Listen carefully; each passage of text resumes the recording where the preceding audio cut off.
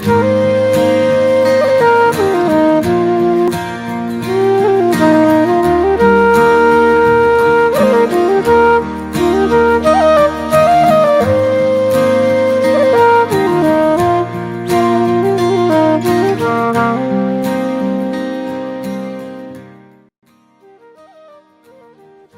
ó bhí anard, de mig léach mór na Gaelhain slí na fírinne, Joe Steve ó Neachtain. Tá an chlár seo cartha le chéile ag an teirechtas agus ag aontas an scríbhneoirí Gaeilge, in ómós agus i gcuimhne Joe Steve. Fearr pobal, scríbhneoir omráteach, báil go éas dána, aisteoir, gníomhí san chearta sibhialta na Gaeltachta agus fearr mór tailig. Tuairí a bhaintir, a cháirde agus a chólachaí, léargus dúing a bhar úsal, a bhfuil lorg luachfar fácií aige litríoch na Gaeilge agus saol na Gaeltachta agus na Gaeilge.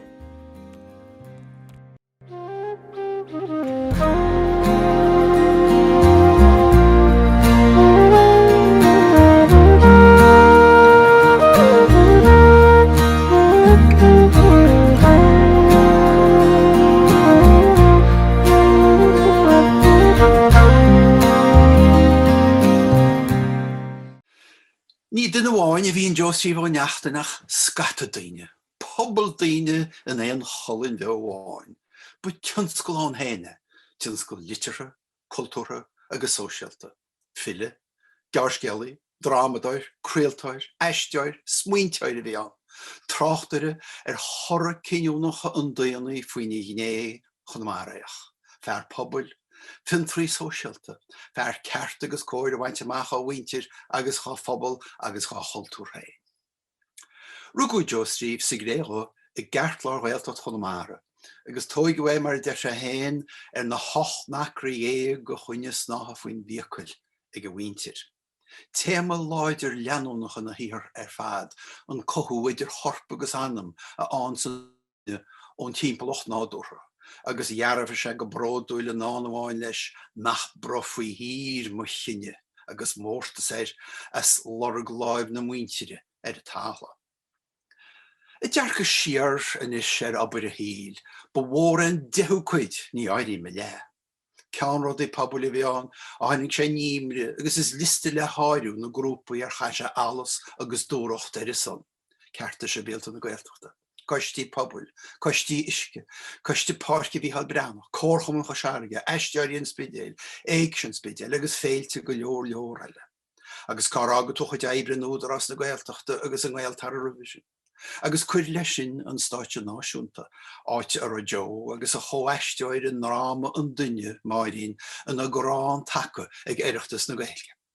Chur sé chéadíirtas is deachar chomórta sí litir an éireachtas an 1968, agus is amú dúis bhaint amach sa chomórtas litire agus na chomórtas ardáin inimach na mblianta ina dhéise. Ach, thar rudda beheile, ba fille agus fearr focail a bhíon Joe. Agus é géirí suas bhí nílíocht ceir an ocail ina dulú chuid go ráthíal an duine a bobbal Gaeltachta chosáige.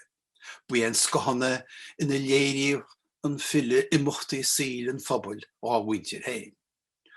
Thug Joe an cheir dúchas sin leis, agus chum sé dáanta go leor a dan beo ar a bhélan an naoine ar a gcumas sin a hananta seán ó Riordan ina an cáiliúil fill i ríist.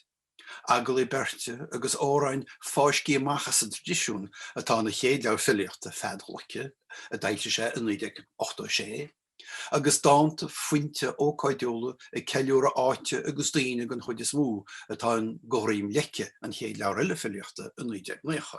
Ach, siad a dáchan nuasach in na dhéise náfach, an dé deire ábhílagus a 8 agus fad síl ábhílas a 15 is scóipúla, is máistiúla agus is snuite á híor filiachta. I deanta chuid óran agus dáanta, tá ólas maithaigh pobl na Gaeilge agus na Gaeltachta ar na hagalaí berte ilúg atá dianta ag Joe. Ar cuideanna siad go chanáin na litríochta san áitíar, scéal é man céisi, an sagart sa bhuiste, cailecha dóil, fearr deagail agus i lehéidí. Tá cuidmhórach go ber bhéal na naoine an Gaeltacht Chonamara gcónaí agus clointir go miniciad ag éireachta sí agus ag ócáidí eile. Agus níl ginach a hús. Ceirt faoi bhhail an droid, galún troch Gaeltachta, Subal inne chuil heachtain mu de fedéim líonna agus mu de chloigen an fleice bháin in an chredíine ar an dóna. Agus bu é gas go bhhailen droid, go méoch idir óg agus seán a ggéistead go réalta leis, a fannacht leis i géad thor glic eile a chuireach colmas, nó leis i géad vlogum bra eile gairla ó fertalán. Ní tíb leis a radio bháin a bhí stáitse pa bí joach an irid. Facus go réalta e bart feidir a rus na rún ar TG ceir ar fehanam léanta. Agus bu é scríban roí ráma sin níorhhailen is bloid. Drama a líon taimheart na gaiileh agus hálaí poblbul ó cheán na gailteachta níos múna bhfuir amháin, agus scab go minic ar hicéid le háile steachá. Bu éon scéal céine ag na drama i lean an aine an nachar, 2006 agus faoi éidir hir, 2008. Níor bheith go méidse nach tá leabhar bhreatha gearcealtain óna feán chomá ó fáilsiú clochúin in 1998 ina bhfuil réir scéalta hainsing le ceistinaí mó a bhhaininn sa síl có aimsir ó bhhéalteach chomára san éilge choraiceach híúil sin nach wacús ó aimsir mhórsaí hain. Bhí rachart mhór freisin ar a chuideoir scéalta. Scread bhaine 2003 agus láidir agus faoi éana hir níos dearnaí sin ar bestsellers a bheith ionta ber fad ara neamhchoitianta an nán na feilte thuireachta gaige mar tásain ar fad. Fille, felsamh agus racuire amach as éireann neamhchuilíneacha, neamhthóthabhalacha na gaeilge agus na gaeltachta a bhíonn Joe Steve ó Neachtain, a labhair in ngó náirhéala riamh gon choncas.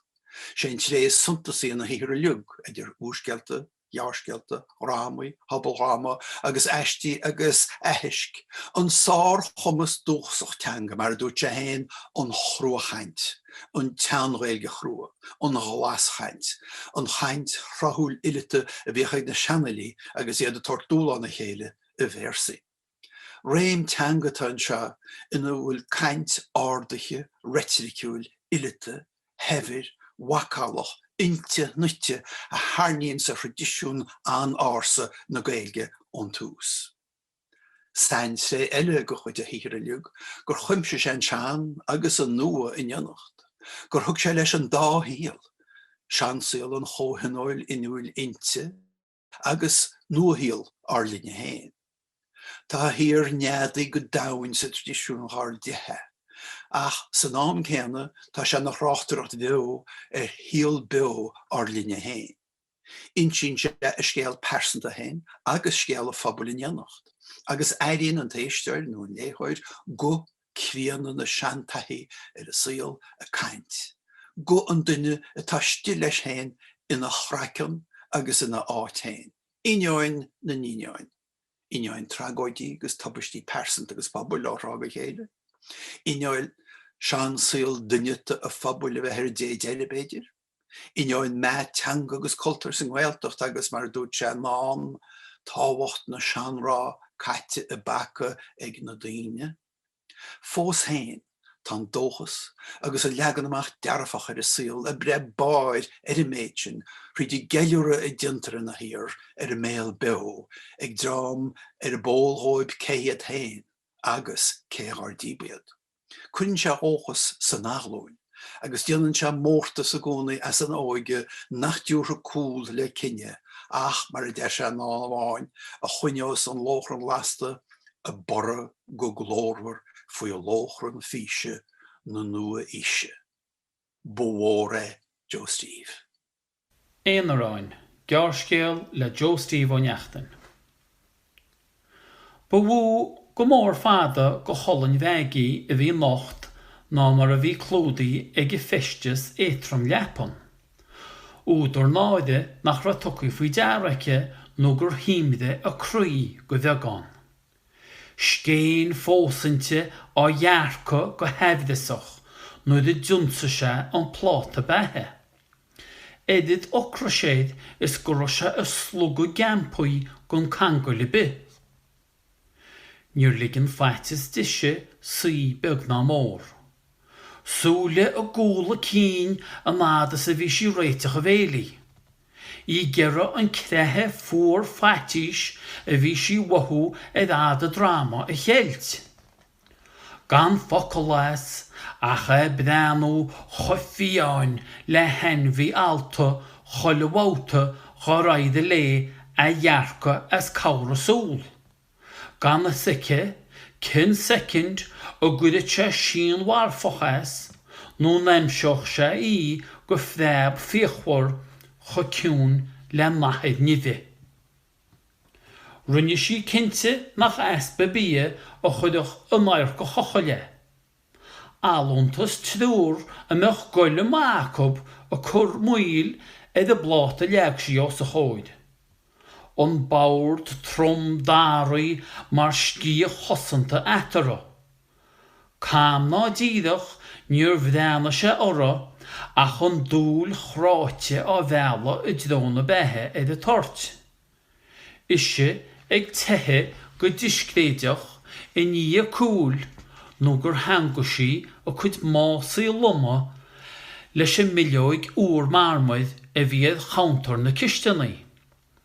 Preb fwchta o chwyd y niwldi nach rysnog o'n y siacht neidara. I'r tobondjantake fad o waint as y siada cynnar Yale o'n gantan da hirocht. Amsi feddyd bychyntocydd o ban y le herod na heidden do greine o chwydedd chrocain edd fa cwpla siachten. Gan y dynna imrie ach o'r ligan edd fod y tŷ nid y dag si ffwniogi osgwylte edd ai chele. Hosa o cwyd ffati si mwylw go reidd y chele, nŵr bwleidde go rochol y fflaec y garw y gydech o'n cynoltys. Hobán agus hobáseke mycht edd hoed clóca, mwrwch imri go gwydwch si ein chor internet. Far môr ládid nach rosja go visneach eke a rúchlan a húrt ag a trásyn. Fi ein súleke le fadan lá. Far bras lántúl nach rugach líbe hege ach a fánach rwydi syl. Bwy arown heine. Gaultus talona lici legege agus techin pwyntiol ti cian tŷ ffocwy gon sgolwb gon straca nw gwrhosyshe y silyn yn iawr. Baila yri chorde. Cwpl o ffocl bwychus har llawn mwama na clynne agus mwyntydd Joe Steve ar fad. Tam y ffyrwych go eintas na sgifnedd I gweilge Ceiliúradh de Freine agus gachtain ag an bwylin sin. Chomala edachtas na gweilge a socht an ócad se o rachtar agus a chur le chéide. Focail anskipú buchas go bhíal canéla fearan is treid ó chló ar chonachta is dói marchan spréga I liug thug se go dhéide agus an takecht a thug choilegan na glóir chonacht cho beidir nach meach leanad fáiltí ige agus ar maichas cho. Go edachtas na gailge, tá go leor plastí agaí fúb agus bób ar míle buchas leis an Uachtarán, Garó Denver, chud cainte le Liam, le Máirín agus le Louise ach go háid chud obairiste eisteach isteach an agrú na hócaite seo. Dina was cóáirteachas le Liam agus ag le scór agus ghlacham o buchas leis agus beidir den is Liam go méid ó hain agus Denver chuigcíns go méid se banán na jobs a stop a tréinal maidin nach chu lúan nach bhfuil se don anim sa tréinal. No iad a hiúr tír annach fewn iad an golfcourse no. Rud éigen mar sin. Ar muchas fesin le cholaghanne stói hánig go breanú iad an ócaid agus chuid ábhar le chéile agus speisialt a ró. A hanvéit an í neisteín spidéil. Mád í Neachtain bhil an tagart agus cholaghanile a bhí páirteach lob mún súl go mór le pís ar ball. Le nach lúchara Josie Ceiliúradh go cóláin cholaghan an Ros na Rún agus ar nói a cháde an RTí radio na Gaeltachta agus na Sleachta agus na PC as Ballandreid. Tá feartarm cúpla focail rá faoi mar ar clunne. Agus ba fear clunne go smer Joe Steve mo dhéide. Rugua an líide carchadó ar gríomh sa spidéal, bhí se clochhechan nó do rugua nó sinna dúrú leis sin echama, Agus nu bhí se naim léana státá ag daonis bhása a ehid Steve bhása se óg go má. Agus dag seisir cluine na dhí rud nach rá éasca a chorbe. Ach heas muinte do bhhaile lob go láide, agus bhí se buch gcónaí go bhainte na críomh a heas chób. Agus is stoi go léad se is stoi canal dlú cháirdes agus dlú cheangal lob agus lena chláán hain ar nói. Níl seach chugnú sé seachtain ó chuin ó bhás a didáil le sé Mike Steve ó Neachtain go nionn dí grásteid agus duine mo cóhrón lena chláán agus lena bhainte de liug. Agus is cinnte gúil mo dhéide agus Michael agus stoi Timín Joe Tim agus daoine bretha eile thuas agus cáneal bredá leachchaimach agus socraimach go bredá agus go dtíhann béid gúil páracha héalán a hain lendaltinis lena daobh agus iad a chud cólín fára chéimiis go frachachaí thuasán. Go nionn dí maitharab ar fad. Ach go le éise go chláán bhí se amchárchob agus nu bheith dís néontí bhór an chreic a bhain dís as a chéile. Agus go dtíhann as a gláán siúd an na dhí bhór a gion éid muéid agus a chion orb go dtíhann chumá níonaí agus neachtainnaí. Ar nói níor a léite go love story an agus a bhí le muama.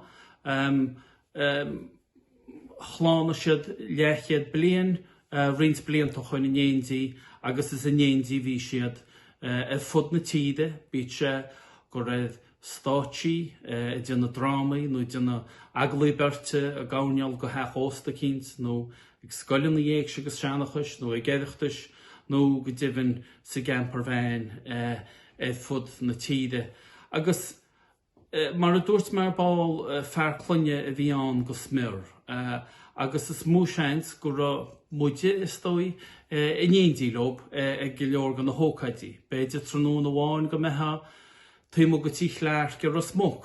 Breanú sos a réróg bradach a bhí gachas sos a chroch márdain nó beidir trónú eile gur hála finóra bheith hat fest an chón a breanú a réróg eile bhí gar a bheith caint le éróg ra smóg. Nó go metha dír ní i dyn aglo berte agus an slúa bra bheith a láhaid ag éon chinál ócaid drámaachta timppla halaí chunamara agus go dtíbann halaí gailteachta fud na tíide. Agus is stoi sinna rínse mar ar clunne, rínse gachar aige go fial flahúil. Teach ó chrotha siad a bhí oscailte a gcónaí agus fáilteach agus éon bhí ar fáil achab bhí se tásta thuarsmóg mar dara agus a rint. Rint se go fial linn stoi a chud spéisialí hain. Cultúr, cuasaí sport, spéisi cuasaí sport go gachsáis, ach cuasaí cumúil chlascailach go háidit. Cuasaí bhain le nádúr, le envy, le tála, le stoi an saola bhí caite agus céad ar díomhmuid. Nach chuí garantaí. Scéalta ón seanam siad agus le cóna déta siad cuní ag duna cíntein tá eisling go in na cuasaí sin. Ach sinad na rudaí a rínse go fial flahúil agus ar nói bhór stoi an sása bhain muid a bheith néontí lob. Stoi ag éideachtas nó mar sinnte agus is ionintach an tionchar i dtine se ar an fear a loch go minic nach ran orláireacht an bhaid go héin, ce gur a stoi gur a sé a radio dimlíon an ní chéile agus de television scór blianta ach bhí se gúnaí rád nach ran orláireacht go maig agus sinrud a gúnaí an tréáile bheitán go chlógan nó go éideachtas nó mar sinnte bhí tionchar mhór an ó híh a bheith réitií gceart agus go glosiíú híos ag hún na hála gan a bheisgréadach ná gaiilemáiseocht ná incheo mar sinnte. Agus rud a thuann sása speisialta thuine nó de bhéad an chláán agus nu a tháinig daoine isteach ó híomh bhhaile bhfuilín agus bhí se me go leor so híomh ra sa bhíl bhí se stoi á ráit ach nu de thosatíhannaí nósas ar me tíocht bhí rudí go donach. Bhí mu an tásta go dtaide leis tionchar immerte a géad chlún eile agus iad a eiceáil agus go dtíhann iad a réiteach agus stoi blaise an chaltúr a thuairt chób mar a bhí si go héin. Agus mar sin is dói tá sása an gúil me an blaise gan choltó sin a rint líb chama, chuí rint go stíbneoidecht mo dhéite cho chud a lochaid ag an néad chlónaile na garfáistí an léonar acab agus PC bega a go buíban seo agus súlein go maine sib fíorthásastab. Gur míle magaí. Dí riomh is misisidir bhena conacha. Agus is mis neasanna conacha. Tá mu gáil lúbína eile scríomh de ó coppla blianachan. Sean talam tair na pegín mór. Nuair a rugú pegín seanne, ní ra an chansar chór. Bhí sí má cúda bolánna sa breanú na bád. Agus ó gadim mí fá go bailach bhó. Míle grála mána mí tá pegín mór. Aide sú sa fegín is codar tá seo go beó. Is gar go múna mis se chuid le cara hús chumbód. Nílen eile testal wem nach minnig bhí me gár. Ní lear amach sí seachan te, so bhróide chud go chlár. Agus ó gadim mí fá go bailach bhó. Míle grála mána mí tá pegín mór. Cá se seo bheith feicealach, sula dain tú siar ná said. Fá go carraní an bailach wet, na reice siad an elb. Bei mise sé don winán is cloisiir in ngealach. Jo siad bumper so swin tún, mar wagan siad an bailach. Agus ó gadim mí fá go bailach bhó. Míle grála mána mí tá pegín mór. Lé tú lear na rialachaí, ó na bongu dí na bar. Bíoch sí go glanmhawr agad, sala domanin tú car. Tú héinis do chud rialachaí, ní bhéidís léite am go brach. Ní heasli mór an rialachaí, tí hir ga annach bhean. Agus ó gadim mí fá go bailach bhó. Míle grála mána mí tá pegín mór. Inis cá setting chud, is ligin níos clutch go ré. Could an indicator so machasan tú frí lé. A blood announce din stader bag, a chanú níl tú géistecht. Má siad na tarne chart, ná brún accelerator. Tá daula cín spant crash day, go mach tímo go bill. Fannig cimach puncture on, no mach chloch fuin ro. Agus ó gadim mí fá go bailach bhó. Míle grála mána mí tá pegín mór. An clutching dedim lat, inis Neachtain. Go ré mille to fannig mach an Shaothar. En nishuam tá púraiste, Yahoo walk up scrachi. Híle go bí lorí haint amach go seanó wachi. Agus ó gadim mí fá go bailach bhó. Míle grála mána mí tá pegín mór. Díling si réiteach, siod cara tíochta dai. Ná go steach roáda dedim leat, tá tú scríbal tíomh go chlái. Siodé Thomas Michaeline, hello lads up scrachi. Ora Thomas soundinish, níle dal goil seo tastal. Agus ó gadim mí fá go bailach bhó. Míle grála mána mí tá pegín mór. Brana rúta dedim leat, sná bakla do chud mútal. Cunne do lábha an rá, is ina mise an Ceiliúradh. Agus ó gadim mí fá go bailach bhó. Míle grála mána mí tá pegín mór. Mastú bharm casadáis, is tomans pís ó wale. Bach an láthir sa glochan ein, nu mar leat chol go gaile, agus so gadim mi, fo go bellach wo. Míle grála mana mi tá pegin mór. Tarne stachan chum a van, chráid tí Michael Jack. Hastoch glynne fuske wem, tá mochrí bocht in a stack. Agus so gadim mi ma stór. Dálot is far le pegin ve, na cans le Martino.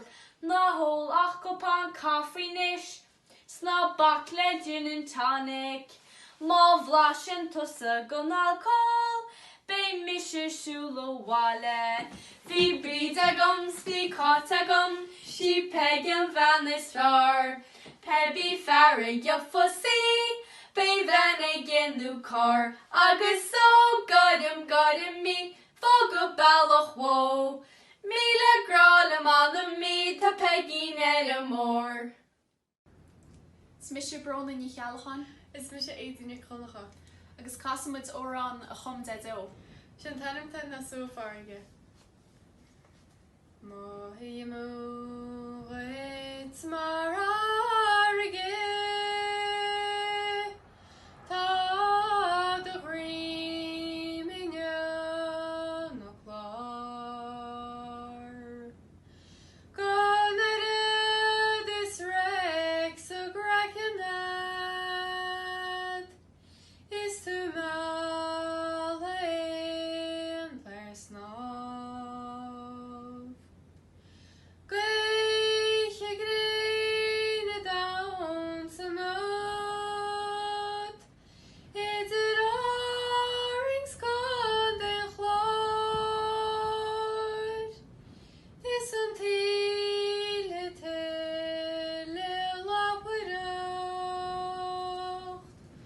in a correlation throw. Is nivel to la hoycht Marvel to gromuchleep. Skonagir ach kopleg lamachard, is blas all je wil.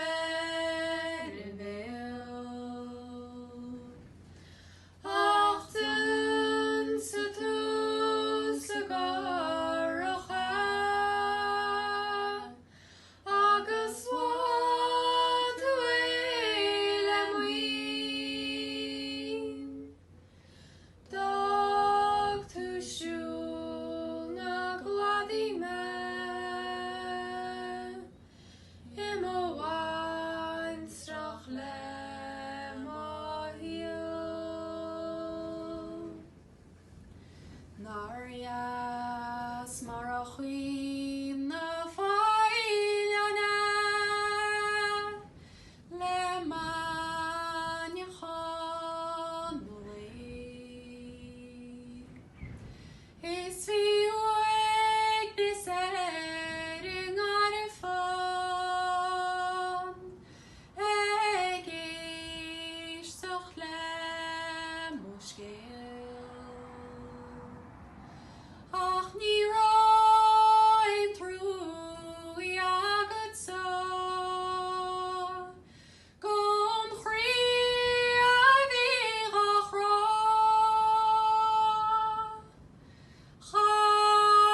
Chatutine chatilom, is before hu non bos. Dimpe mij skraat mord, ga hi shall is gord. Achor pachas a gladacham, nu heret yush nu tra. Achog tu gon a par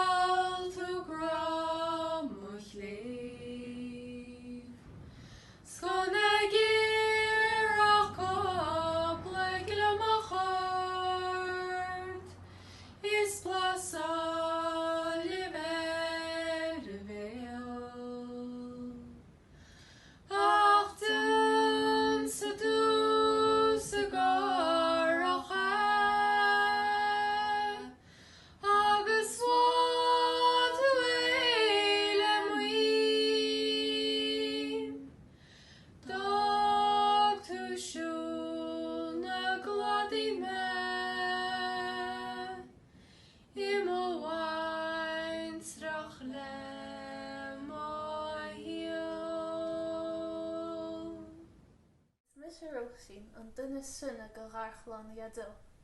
Siad pictar roim héin agus go iadó an lá gannearna me ma chéad chamínach. Is minic isdraag ócadí agus achtarí gon tuairt se ma iadó na de bhí se amman scríbneoireachta. Siad dán a scríb se a duna cud síos a den achtar sin.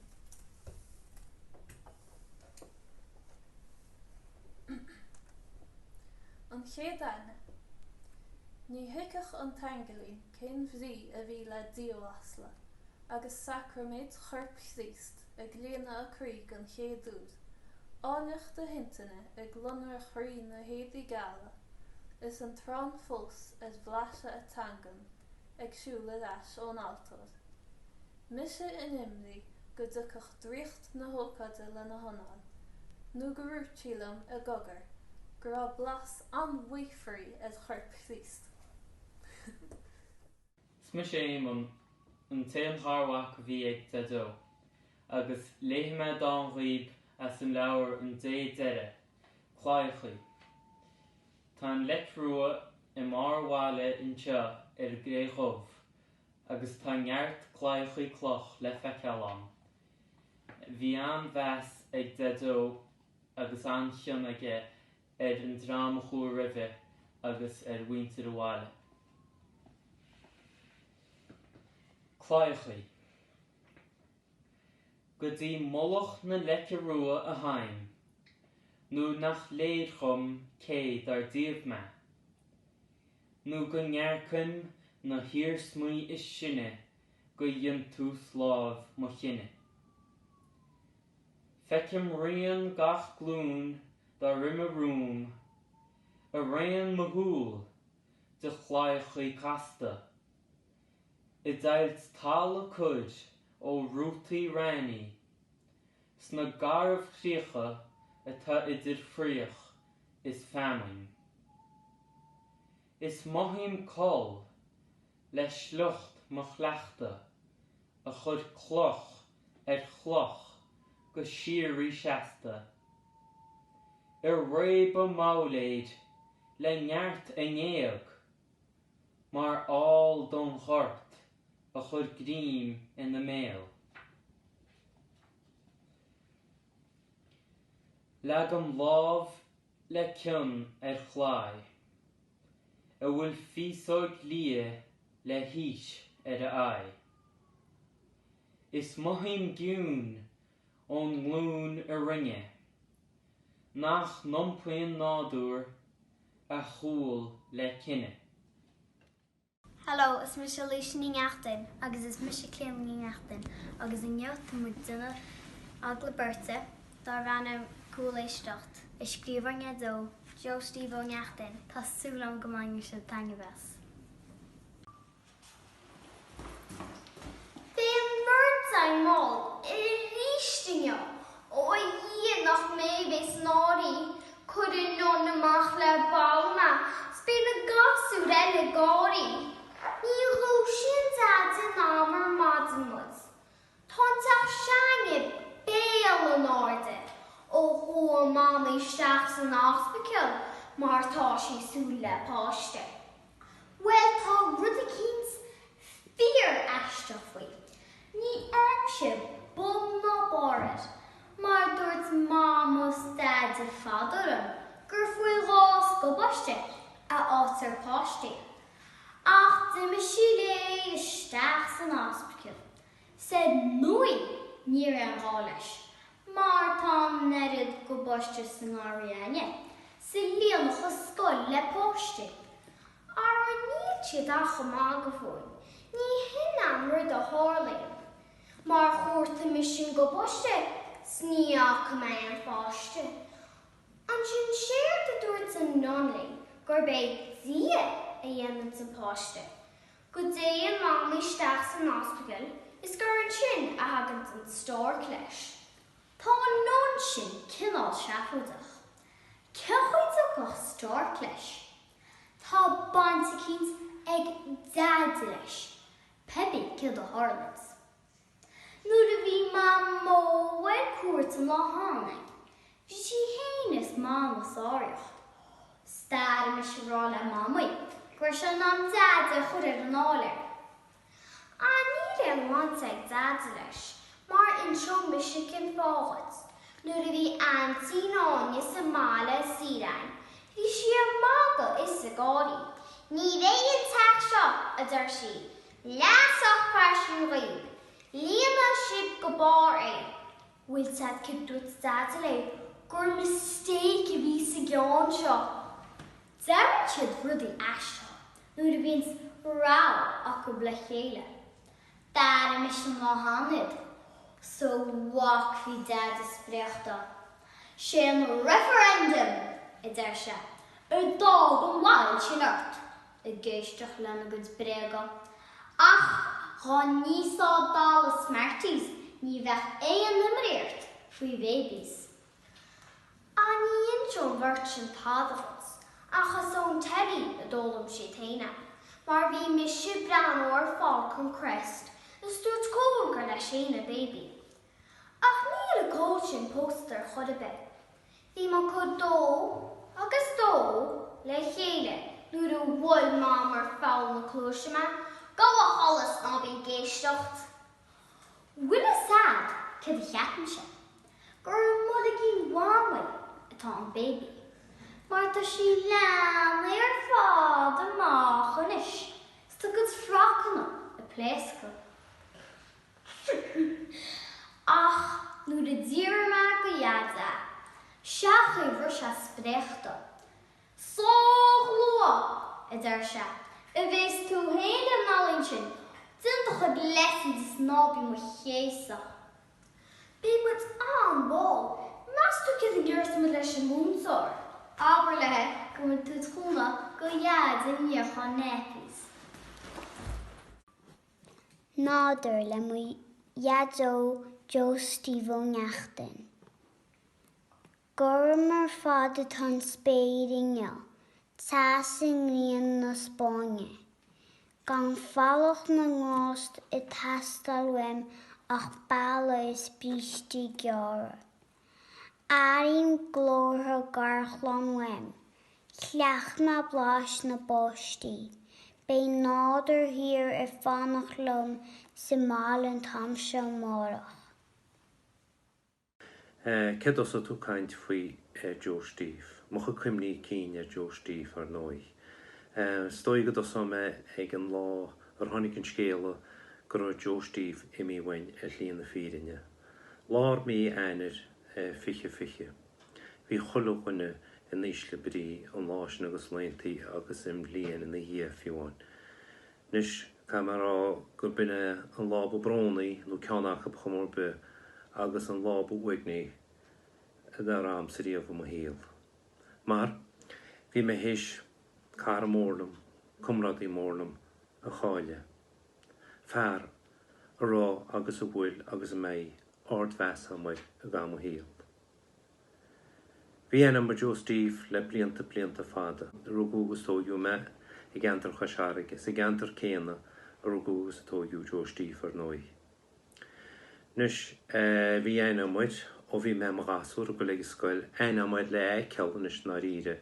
Decyn nar fi me goleg ysgol sy'n lörn, agos nar fi me ffrastal glosd y chrywwyde her ysbydel. Fi'ch siag obr leis yn nŵd ras nhw gweld yr hwyr, mar ta fi o'r boi gynam. Decyn hart yn y sifn i, mar fi gwylio'r monach yn rhaid hwyl ag yn nam. Ach ni etyn i'r ag rhan ein wôr fersen tam, mae chasen leis wyrin ti, na'r fych imach di ar siŵl ag gymon fforbrog ys imach di coswl yn tiwlad môr es radion o gael tucht chwlif lien le erig gyda waelw y gwyd port nhw o hwyl ag antwch a siar ag isirs na siachtw di. Bo persa môr y fi o'n gyd lori o fwr chwn me enir. Dyna des mwcanta le lawrt leis. Chasen leis yn sy'n stiorna i machs na hochtw di stoi na'r fych mynd i goleg na ffeilti dramwychta agos fych jo agos marin y chynnig yn y lwbini agos na hagli byrsti agos fi'n hein agos Sean Fett mor o lydian nhw Kevin o Connell fych mwydaan mwyd hein ac badling gyngoch jo agos marin er startio go fech mwyd cerden taglof nhw fi agos hí gáirí agus sprí agus spórt de baint leis I méid bhí chacab. Agus sinna chéir se rinam léanta bhíh muid castal le chéile ar a gúisin nach dar a rudaí sem léon 1987 agus blian mhór a bhíonnte sin gomsa stói, mar buon chéad uair I díomh rinne metada as cóir camera, tafada as cóir camera. Agus siad bhí anna físean a bhí Joe héis an scripta scríb le naí. Físean ganúdar as marathana sé mar derim ach go bhfuiltar a éireann, agus siad go bunús go bhí anna cechi le de chéad aglah a dhéanana ceart, agus má an tún post, agus monachan a bhí go dháig an náam, nir gústú gobar sa monachan sin cechi numprinn tú hain. Bhí mé héin agus Pedro Cúláin, Joe, Catlín na ní chonún, agus Máirí ní chonún pártach sa bhíseán sin, agus ba bhé Bob Quinn agus Billy Keedy a rinnean tafadair. Burút mór mar sin mar ben chéadúir riamh rinne metada agus cóir camera, agus bhí muid tímó agus tíbhtí is scananacht a fe seachtain héir I garún rua, agus fumudícaí as chamá agus sé Joe a chud ceistem bheith pártach an sin.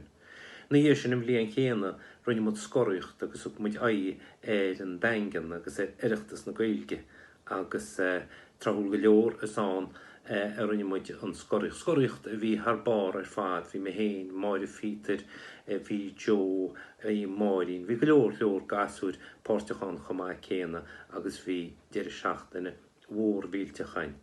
Agus nir bhí muid teachta bhhaile a mos hís eisteach le mo híomh, agus seo an cinál duine bhí an, má cheap se gur a síime rud bhí se sásta an tám a chuir isteach, agus hís eisteach le mo híomh agus dúte gur siad a cuiinú drama radio dhéanana. Agus é sin a dás bail an dréit.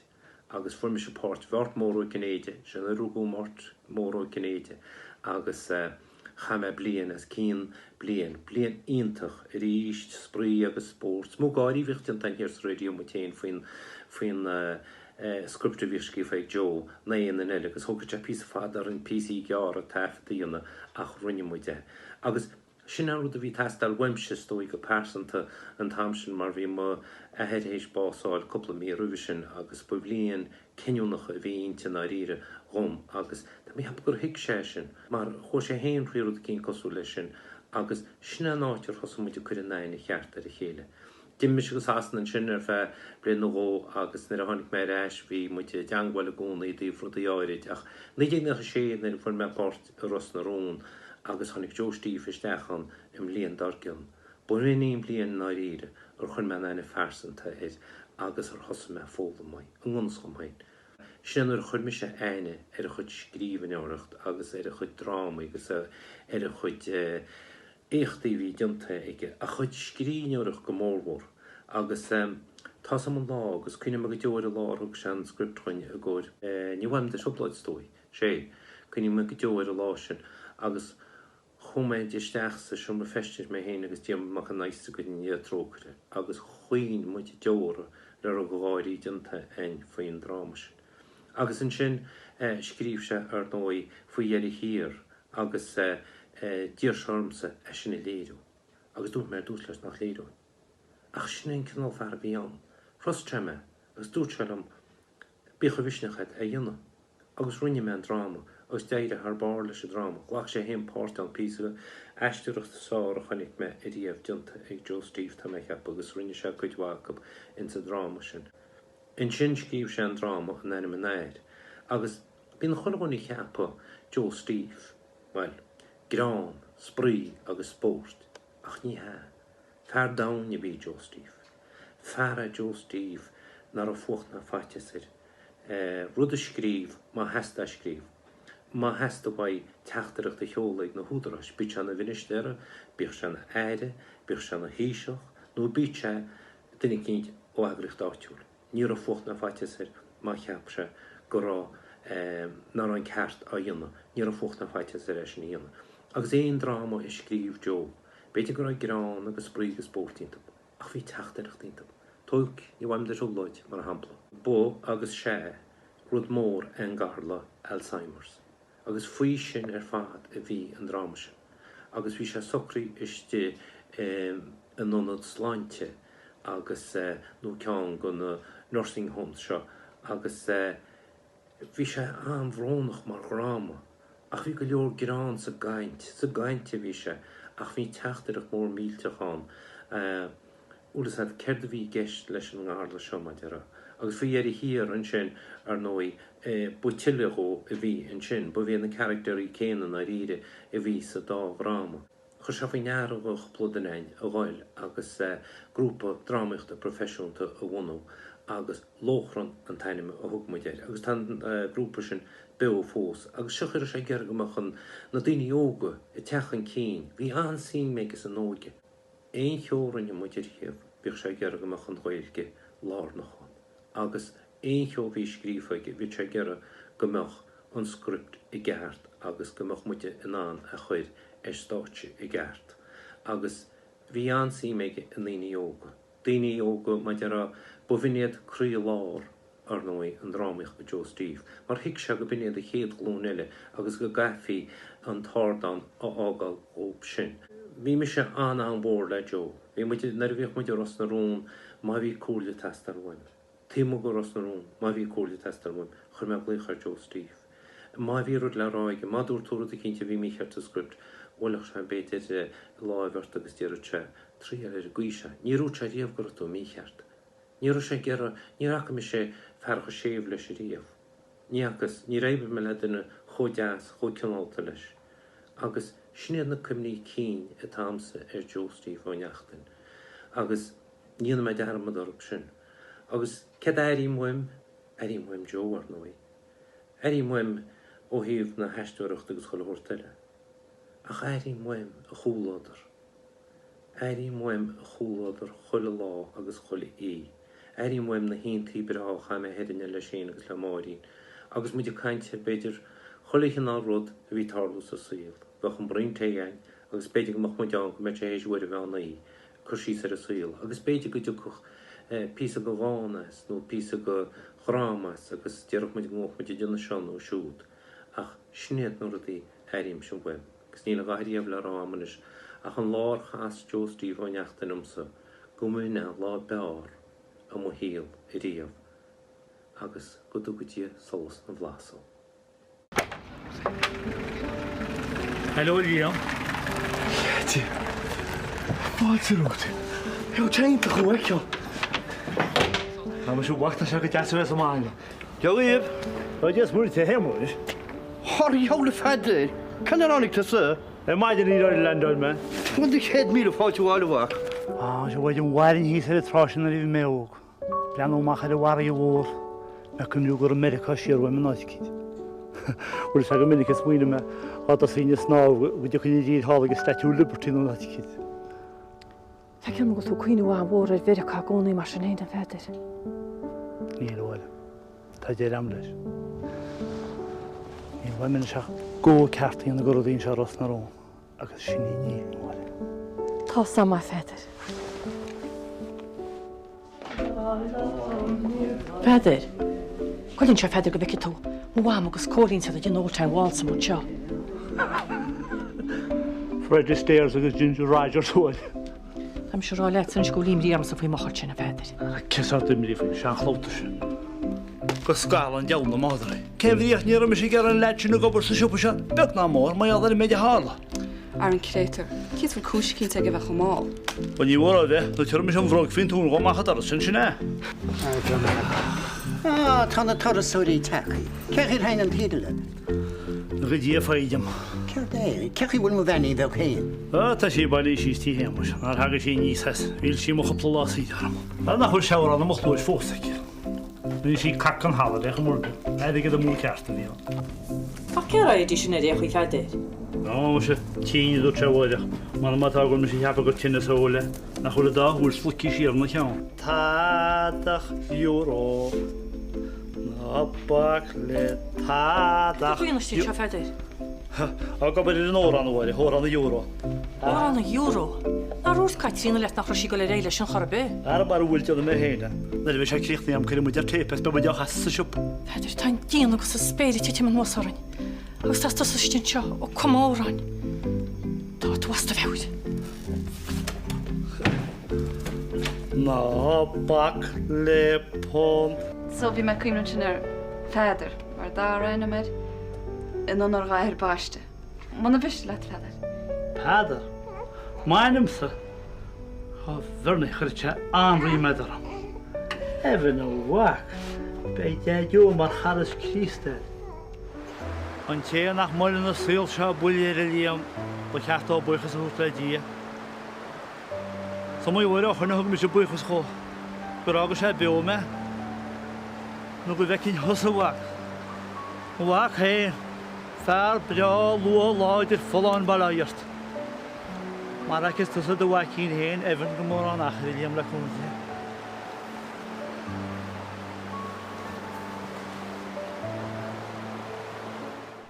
Fear mo canta.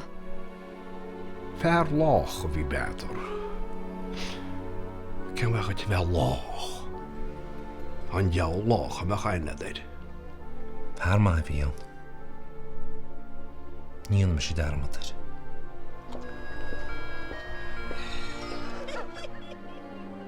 Ceidir ar sin? Eile bhfuil a deall sein le díra. De 100,000 fáilte steach go dtín sílse. Bit brenne de bhirnig. Wacha tú bhuta bí díomhta a hálan leis bailaidir. Rose go mar rose. Chomach scopán ó éirim na fádan seo. Ní bhainnig gar le dansa le duna bit. Ach, lets. How sem am nach mis á.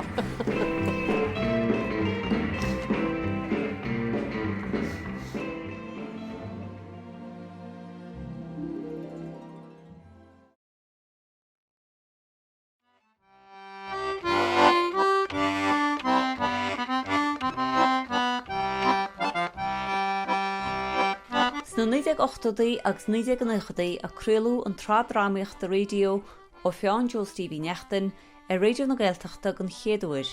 Drama a rinne crusís cuim siach híal phobal beag Gaeltachta a gan namara ag an náam, ba bhine Ballandrahead.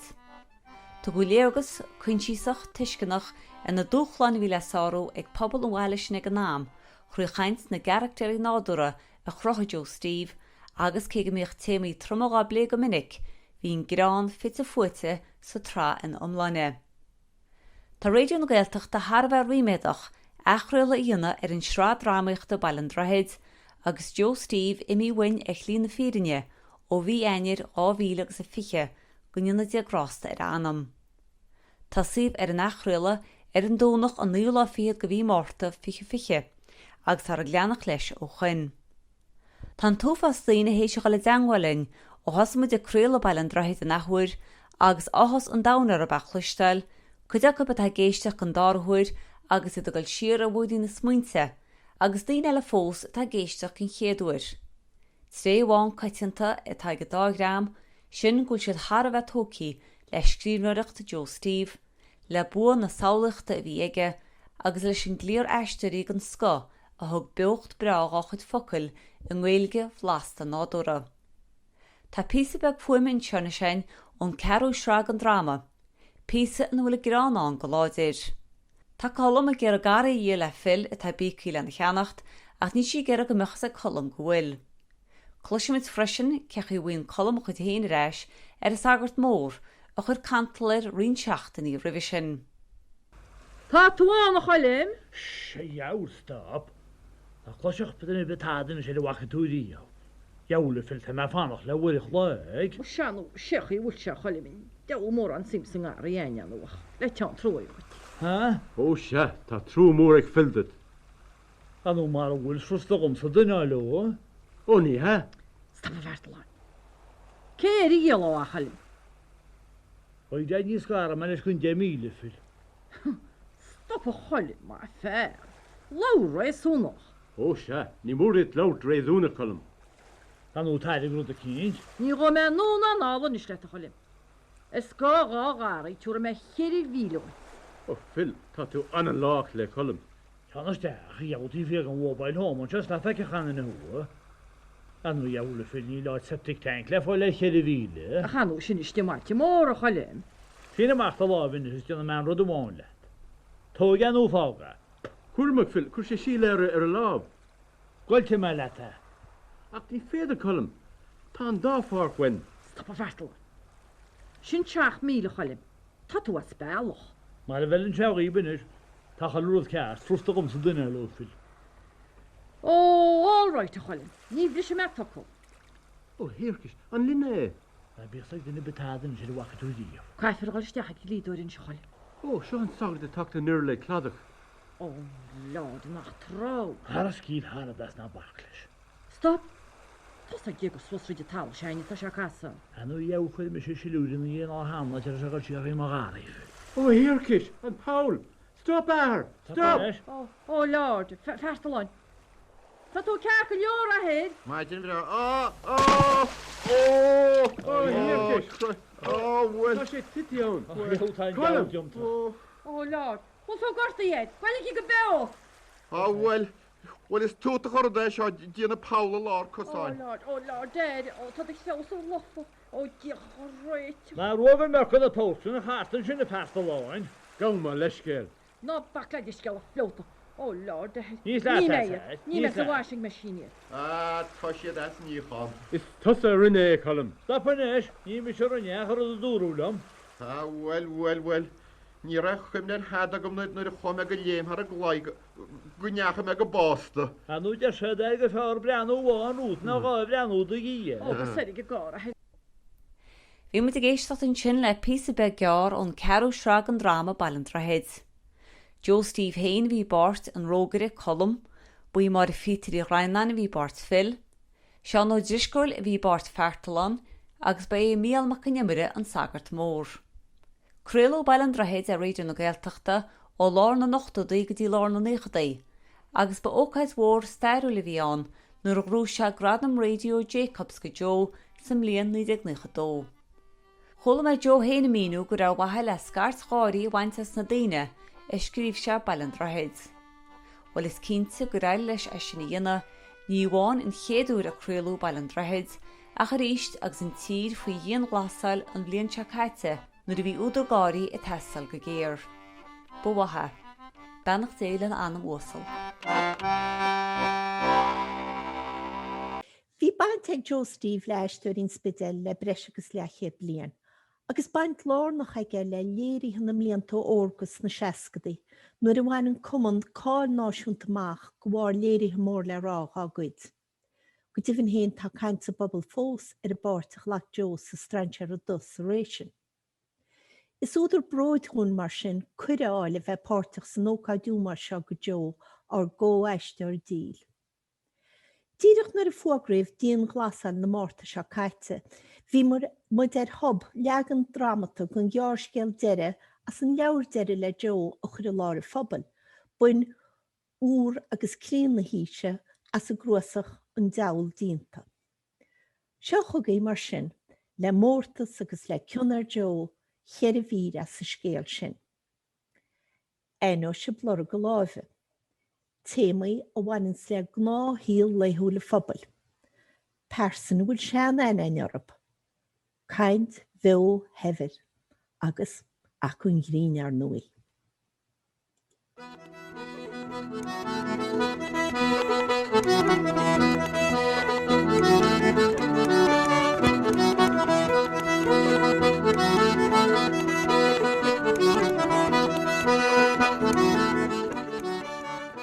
Ges an sin nu?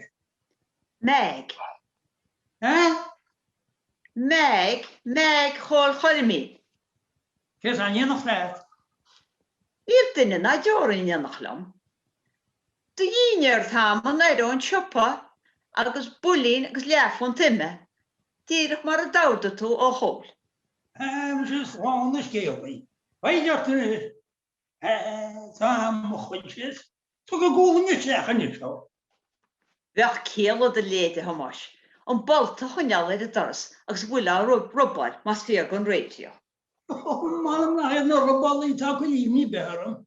Ach, het is gebeurt nog de keertje hier en weg les de zaal. Wat concert kiet glakje het loop, en wie kollen maar al. Maar ze daar aan in de oorlog, ja, waarom is hij er nog? Ach, en dan maar niet look uit een nadoor, nog meer om de isharing. Dan mag je maar zien met die we weg. Maar ik wist het ook gestaan. Ach, mag je... Iedereen is toch het hamoe, goeie toe gay die is en dan het lui. Am sy'n ni'n a daw ffôn y beth am eflag o ti'n ansis. Ceiliúradh Olin. Na chan de sloeg je phone de Jagbert.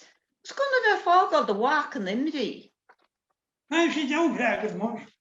Hynny is gwrbydd wach na deithiau o bach fi chwarae. Man een goeie gluteg teach scha fwy go. Het is gwr een timpiste vi sé eiligheid.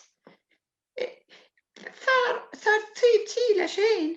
Ma dan sy'n ni'n eisiau. Tag o'ch siawael agos ben o'ch siaw mwy. Rana, ni maar bis in brimshot sin inis. Tá setse, chomas tá samsa, nach aquinioch de waile fwy loid. Tá hwnnw yn far bort. Far wil ben agus gaswyr fwy chwrwm. W'n sy'n ta tam i chat ydeg. Mae'r ochan anach yn byrach o ta bost ag. Man nach fecim sy'n lot y behara, a niestale. Am sy'n gan o hwfennu. Pwls i cael bridio ti mor. Ben y waile woed ar nwy. Ni fach eich lecht ag sy'n yn da pwytio chwifin sart yn tio, y gan hifle. Heb yn gwrdd ta cwrdd gwrs y camwy. Sy'n iau eilian o dyr i'w chamoran agos y gael siarm yn gaf o agos o gael i. Y hwle? Ach hwn siar roet am let siach nwde. Gyda walet y fi siar. Anu, i tŵn an ffest y lob nis mw. A fi'n yr eich am.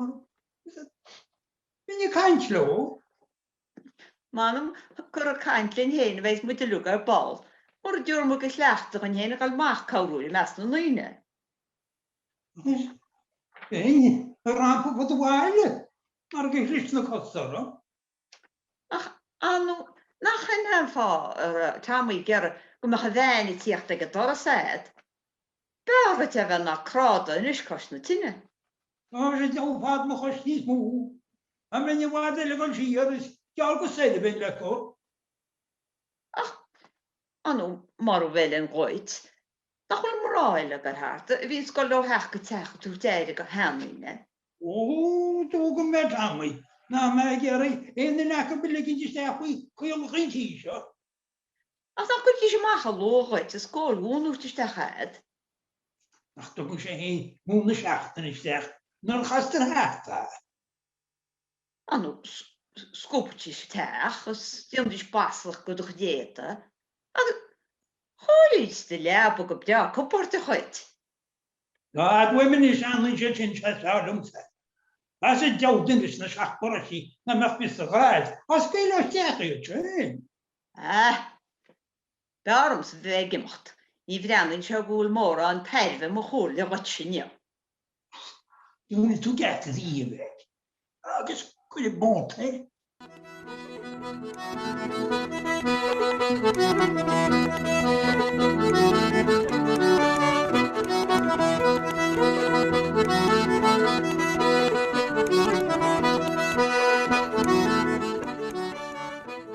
Yes, Anche. Mr. Yed, Tommy. Sy'n ffaith ar dywach gwman i meid yn bolto. Por y gwl yn ystech yn isio.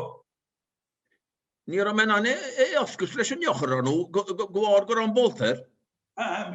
Cehi ni ar o gyn sio e'r eis dy dda. Sut sy'n eisiau Yed gymyn o'n mysyn sgilgwyd. Sio di yn eis Petra, as na helan ilepin chwy i o hws, tam eisiau gael hi'ch Sean eis lebran o ddi o lwn gyhynio. Na bacled chwyd grws gan yn eich. Wahel at y tam e gael nhw sio. Sy'n sŵr o'ch yn pastau mythod. Tam dy strach mi sy'n eistech yn lecu talig. Ni'r o'ch dwi'n do les am ar nhw. Nach wyl tu treis trimloedd o hors gan yn y gle. Ni mwyn cwrs glaber i ta after y mael isio. Nach meg yn gymglich o rhwng nach rhaid tu hen y ffragwyd yn ffôn. So nhw'n ni mes a sŵ pwynti lagol sir o'n o'r lysna cos gan o'n medir ymli.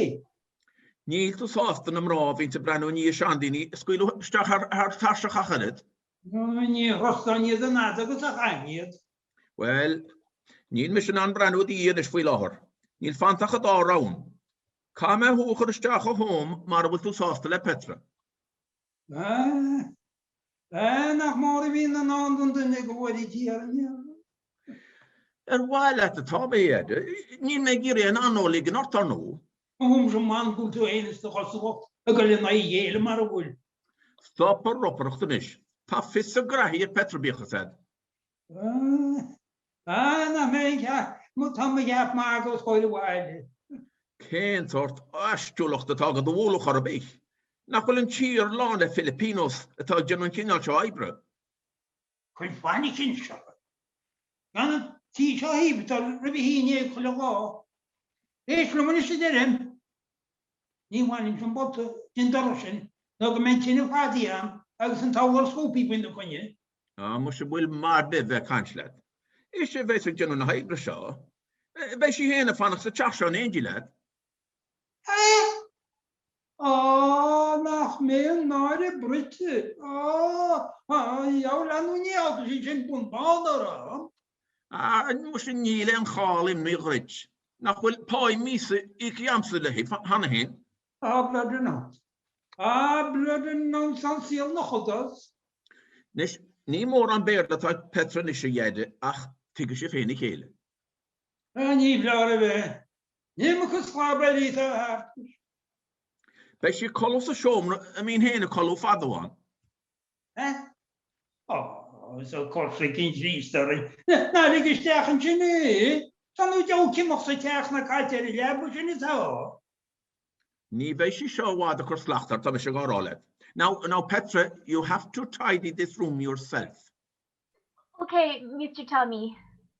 You will take good care now of my father Thomas. Ban yít an strís chantal sin agus creláv le hí. Nach mé trúbhil. Okay, Mr. Thomas, you will eat tea now?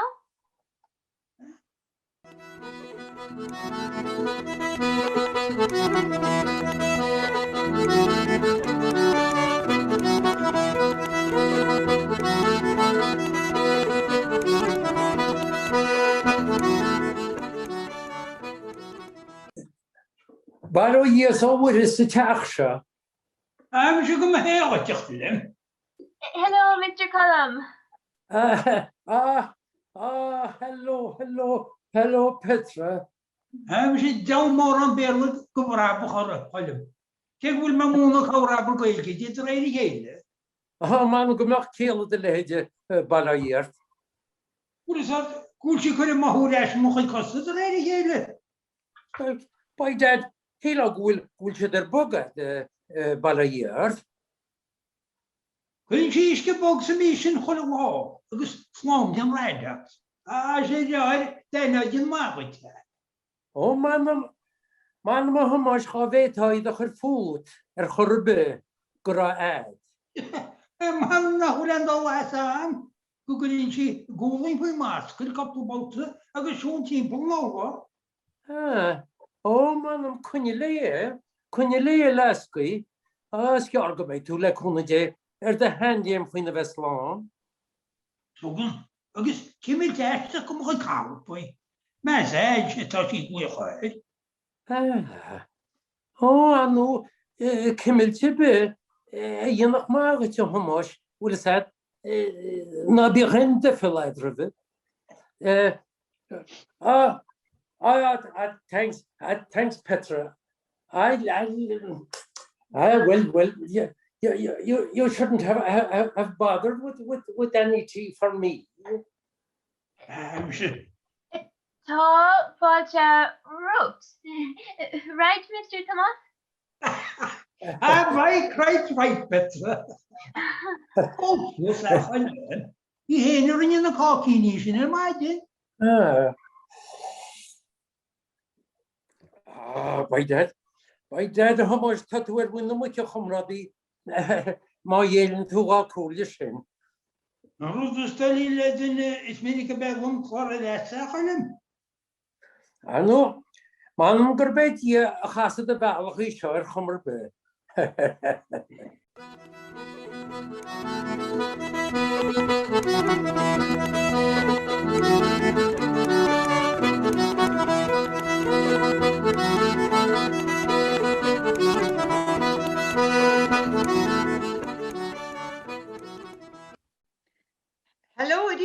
mai. O, iawn, ond tŵth an y feg, wel ni chwib non gywyn i'n tilort. Anno, nu nog waken me hart toe la koppel schachten. Gewoon mij rechtjes kom gaan gewoon kaart. O, je kunt de weg amach me gewoon wat testalach. Vrein is er omstuk, als je de bandje kaart mag hele. Juist, Anno, nog een vouwen met lichthart. O, Jilin, nou happel moet je kratje, hè? Ora, jou welden, voor toemachen. Thuis aan de videon ook riest. O, Josh Geloien. Als je band ja, toch als ik hoor. En kom op. Jouw faren aan kar, even de koning, o harde kadonis timane, een weekje zit ik toe.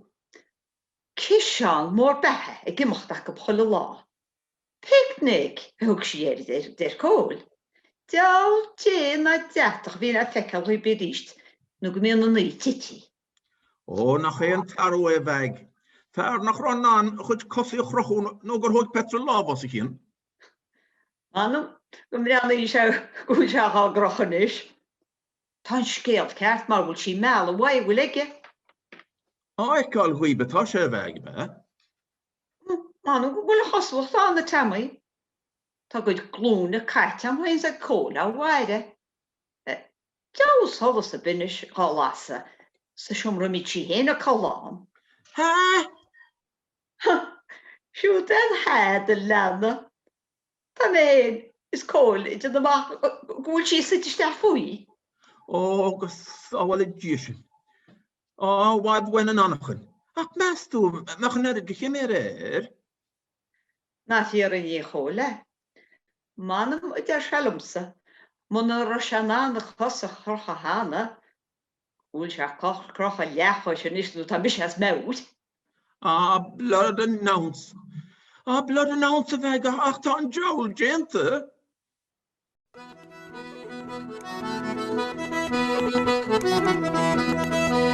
Thank you.